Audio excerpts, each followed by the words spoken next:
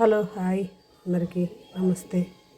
చూడండి 4 ఎర్రగడ్డలు ఒలిస్తే దాంట్లో చెత్త చూడండి ఎంత పోయిందో. బయట అమ్ముతున్నారు కానీ ఇంత రేటు ఎర్రగడ్డల కంటే చెత్త ఎక్కువ పోతుందండి. ఇదేనికి అనుకుంటున్నారా? చూపిస్తా రండి.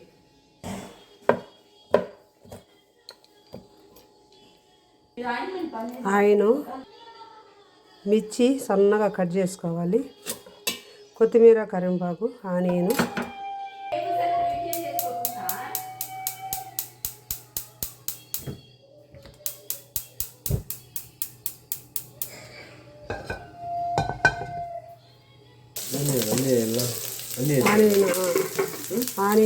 ఆనియన్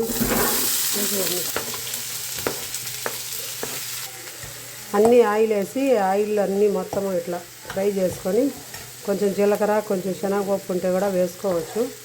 మా పిల్లలు తినడానికి వేయలేదు. వేసేసి అన్నీ ఇట్లా ఫ్రై చేసేసుకొని అంటే పిండిలో బాగా కలుపుకోవాలి. కొంచెం సాల్ట్ వేసేసి సోడా వేసి, ఇది దోశపిండి ఇడ్లీకి కొట్టుకుంటాం కదా, ఇడ్లీ పిండి అయినా ఎవరైనా టౌన్లో ఉండేవాళ్ళు పొంగనాలంటే తెలియదు కదా, పొంగనాలు పిండి రోజు దోశ ఇడ్లీయే తినకుండా పొంగనాలు కూడా వేసుకొని తింటే బాగుంటుందండి. తెలియని వాళ్ళు ఉంటే ఎవరన్నా ఇట్లా చేసుకొని ట్రై చేసి చూడండి, బాగుంటాయి. ఇక్కడంటే బాగా తింటారండి రాజ్యంలో పొంగనాలు అంటే అందరికీ తెలుసు. ఎవరన్నా తెలియని వాళ్ళు ఉంటే చూసి ఇలా చేసుకోండి. వేగిపోయినాయి చాలు. కొంచెం దాంట్లో కొంచెం పసుపు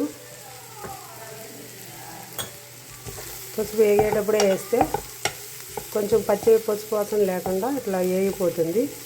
వేగేటప్పుడే అన్ని పిండిలో వేగినాక పిండిలో వేసేసి బాగా ఇట్లా కలుపుకోవటం అండి. ఇట్లా కలిపిన తర్వాత అంతా కలుసుకుంటుంది ఉప్పు ఎర్రగడ్డలు అన్నీ. ఇప్పుడు పెనం కాలిపోయింది, అన్నిట్లో ఇట్లా ఆయిల్. ఇది జనరల్ అయింది వాడి, అందుకని ఆయిల్ పూస్తున్నా. అలాంటి ఆయిల్ పూయిన అవసరం లేదు, మళ్ళీ ఆయిల్ వేసినాక ఆయిల్ పూసుకోవచ్చు.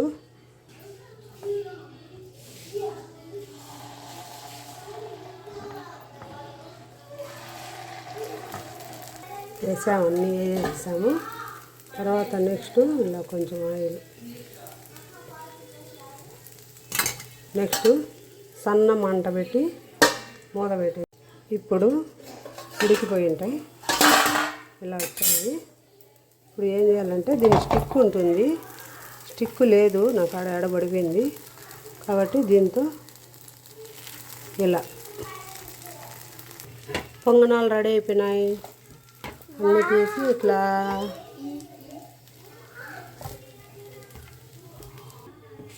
బాగున్నాయండి పొంగనాలు. ఇక్కడ తెలిసిన వాళ్ళ కోసం కాదండి, పొంగనాలు ఏముంది ఇది కూడా చెప్పారు అనుకుంటారు. తెలియని వాళ్ళ కోసం ఇది చూపించాను. తెలిసిన వాళ్ళు ఏమనుకోవద్దండి ఫ్రెండ్స్. నమస్తే.